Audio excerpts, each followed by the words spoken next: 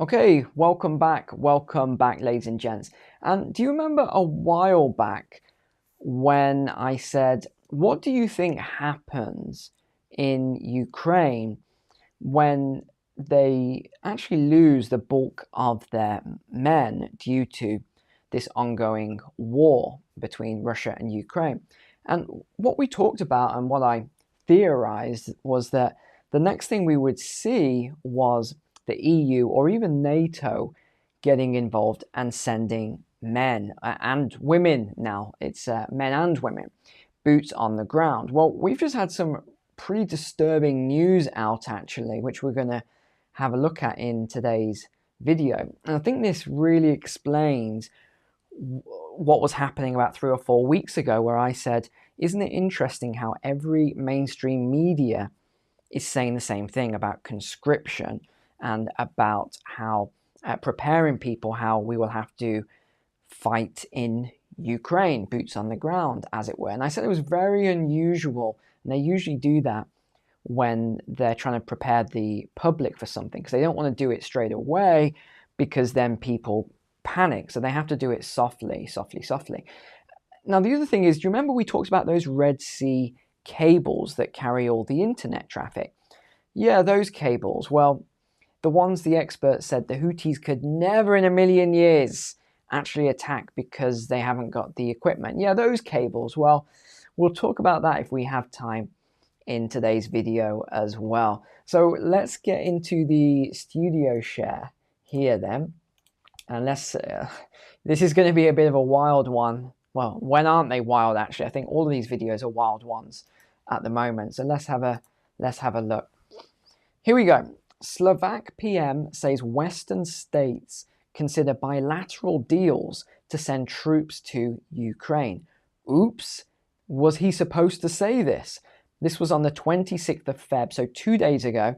And have a guess what happens directly after this. I want to go into this first as to what he said, which then prompted a response from Macron. He had no choice, and also Ursula, Biden, Sunak, everyone has had to respond because he kind of let the cat out the bag, as it were. So this is what he said then. Several NATO and European Union members are considering sending soldiers to Ukraine on a bilateral basis. Forget about the word bilateral basis. They're basically considering sending soldiers to Ukraine. So he's the Prime Minister of Slovakia. Other European leaders did not immediately comment on his remarks. No, the media departments had to get involved first to figure out what to say to do the damage control. He went on to say then, I will limit myself to say that I think it's supposed to say these things in preparation for the Paris meeting, imply a number of NATO and EU member states are considering that they will send their troops to Ukraine. I cannot say for what purpose and what they should be doing there, he said, just adding that Slovakia, a member of the EU and NATO, would not be sending soldiers to Ukraine. So he was obviously a little bit annoyed about what was being talked about and proposed. So he came out and just blasted it and said, look, we're not going to be doing this, despite other countries saying that they are considering it. Now we find out who the main country was in a moment. Members of NATO have supplied billions of dollars in arms and ammunition to Kyiv and are training Ukrainian forces. We know this is nothing new, but NATO leaders, including US Biden, have underlined that the Western military alliance wants to avoid a direct conflict with Russia, which could lead to a global war. In fact, we know it will lead to a global war because Putin said that on that interview with Carlson. NATO had no immediate comment on his remarks. What a surprise. And then we had some other people talk about this as well. But he's saying, we're not sending them. Nobody has to worry about that. He said he saw a large risk of escalation of the conflict and that more information could not be revealed to the public. Again, why is that? We talked about this on previous videos. You can't release the information to the public right away because the average person just cannot handle what is coming down the line. So here we go then, we'll go on to the next article. French President Macron has invited European leaders to the palace for a working meeting announced at short notice because of what his advisors say is an escalation in Russian aggression over the past few weeks. I'll talk about that in a second. Fico said calling the meeting showed the Western strategy on Ukraine had failed. He said he was going to take part in a constructive spirit, although the material for discussion sent shivers down his spine. So before we talk about Macron then, let's just talk about why they called this meeting, this emergency meeting. So they're saying that in the last few weeks that Russian has become more aggressive and all this other stuff. I actually don't think that is, I mean, I track all this, as you know, anyway. I don't really think that's the case. Russia is aggressive. It's not as if they become more aggressive. What you see is what you see right now. So what I think is actually happening is that Tucker Carlson interview with Putin has sent shockwaves right across the Western world. And what they're trying to do, the Western governments and media, is damage control right now. So this is really what I think is going on and why they're calling for this meeting, because I think that meeting accelerated a lot of, I guess we can say, however you want to look at it, propaganda from either side, but we've seen an acceleration that has created this divergence. So you're now having people who are more committed to one side and more committed to the other side. So it's really caused a lot of rift in the first instance. So this is what Macron said then. He said, Macron troop talks shakes up NATO ally. So this just came out last night. And I've had time to go over and read everything about it now so I can talk about it. He declined on Monday night to rule out putting Western boots on the ground in Ukraine because obviously the plan has been leaked. So he was requested to comment on it. So he delayed talking about it and now he commented on it. He was challenging the prevailing view that such a move would gravely escalate the risk of a global war between NATO and Russia. His comments may turn out to be prescient and pave the way for greater direct Western involvement in the war in Ukraine against Russia's, everything going on there. Okay, so that's what we heard. Now, let's just have a quick look at this then. This was from CNN, and let's see what was said here. Support and to take responsibility for troops on the ground. But as things develop, nothing should be off the table. We will do everything necessary so that Russia cannot win this war. Okay, so European leaders agree. So firstly, you heard that very clearly. He said, we're going to do this so that Russia cannot win this war. So there's nothing off the table. So that tells you straight away to be wary. On board with the part about defeating Russia, but the idea of sending in their own troops, well, that drew backlash. Officials from a growing list of countries, you can see that, including the UK, Germany, Spain, Italy, Slovakia, and Poland, all say they have no plans to send. Okay, so here we go. You heard it right there. So these are the countries right now who have come out and said, we are not sending troops. We don't want to do that. I mean, Poland, obviously, they're right by the border. They have to, same with Slovakia. Hungary is a kind of loose ally with Russia. They try and not get too heavily involved in it anyway. Germany as well, because Germany's escalated their weapons manufacturing, as we know. And then we've got Spain, Italy, and the UK has come out and said it, which is ironic because, well, I'll show you what the UK is doing at the moment. Let's see if there was anything else. A NATO official tells CNN the alliance won't be deploying combat troops either. And the Kremlin has also responded following Mr. Macron's comments. A spokesperson says conflict with Russia. Now, just look at this as they're going through these Russian tanks, by the way. This is absolute carnage, what is happening in Ukraine. It's just devastating looking at this footage. Have a look at the landscape here. Russia is inevitable if the West sends troops to Ukraine. And we've just seen in the last few minutes, in fact, that the State Department has also commented. So we've also got now Biden's come out and talked about how they also won't send ground troops. So we're seeing a few countries talk about this now. So Macron is kind of on his own in saying that he's going to be sending ground troops and we're all going to send ground troops. And again, we know why, because we know we've done the videos and research on Macron. So we know why he's trying to escalate this. So what did I want to mention about the British then? This is from The Sun, so take it with a grain of salt. The Sun is one of the worst, but anyway. It says this footage shows this ZALA drone, Zala drone, being destroyed by by British drones. So there's all this stuff about these British drones at the moment and their ASRAAM air defense system. And I mean, I don't believe the stats that they're putting on here, but they're saying 688 million pounds worth of warplanes have been destroyed by these British missiles. I don't believe most of it, but I just thought, wow, talk about poking the bear for Britain. Yeah, anyway, we'll move on.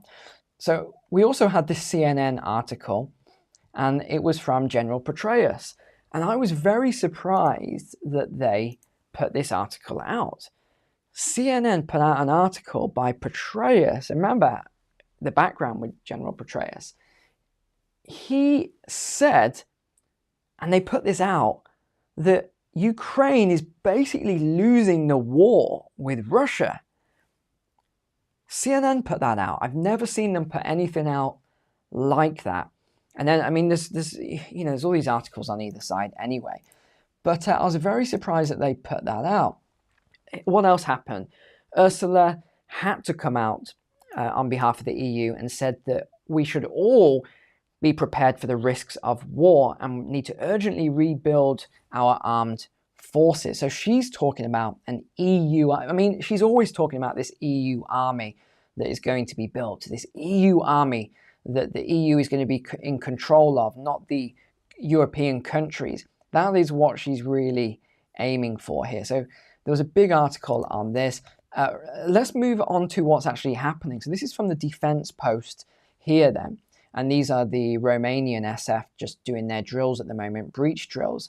And you can see what we talked about last month, where I've been keeping you up to date on this NATO exercise. This is the largest NATO exercise since it's something like 1985, 1984, something like that. We're talking 40 years. And here it is. It began on Wednesday.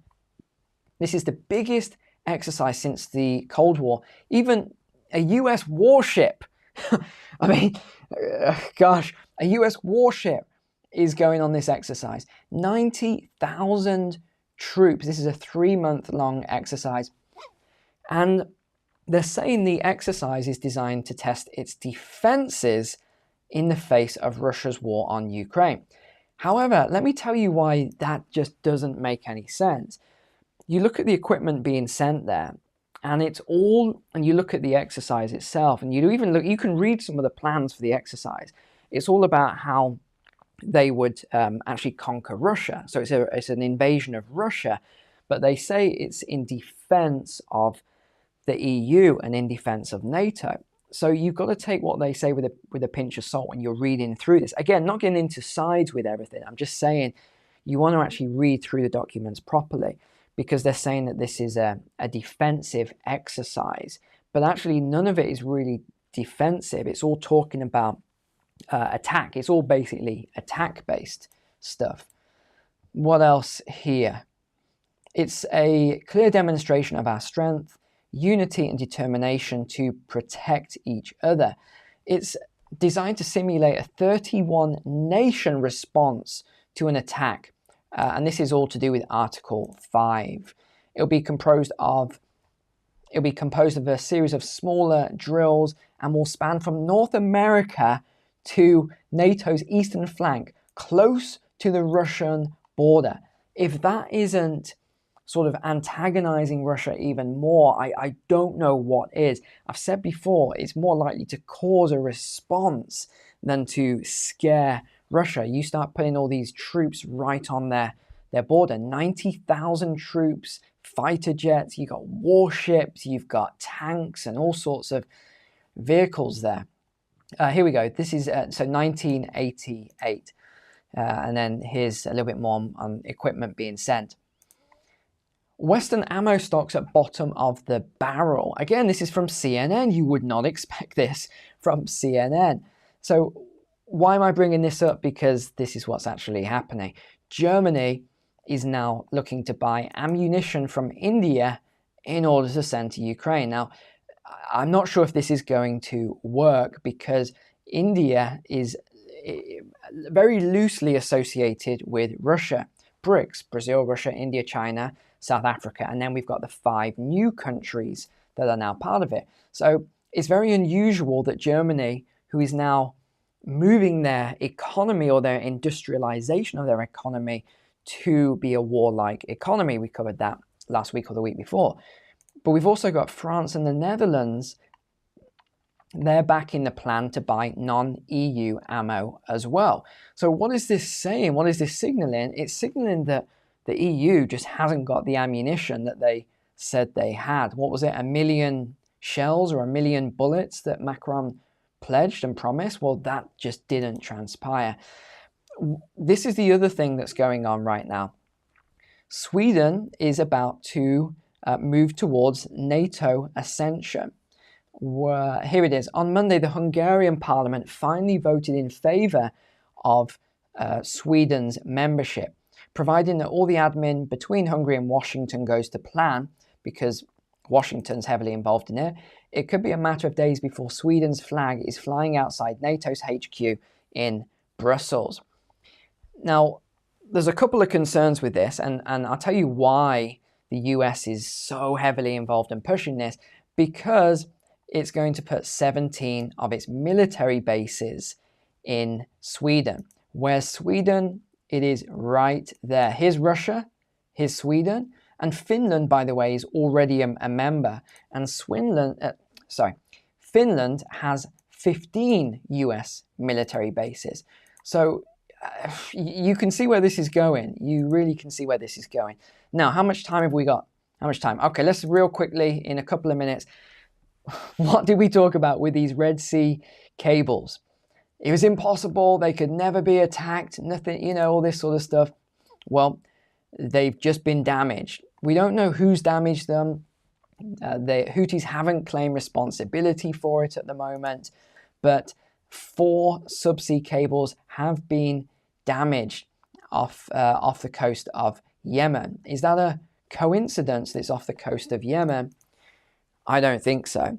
So after all of that talk that it could never happen, we've seen 4 cables damaged. Now, the reason we're not seeing the impact of that yet is because, remember, there's multiple cables. So what the companies can do is reroute the flow, the bandwidth, whatever the technical term is. They can reroute the flow of that bandwidth to the other cables. So if they damage even more cables, then they're in big trouble. And they really just can't figure out. It's a bit like Nord Stream, that situation. They can't figure out how they're going to get down there and repair these cables. It's if you work in that industry, you can drop a comment for us all, but I'm pretty sure it's very, very difficult to do this kind of work. So there we go. You're up to date. Thanks for being a subscriber here. Take care. God bless. See you tomorrow.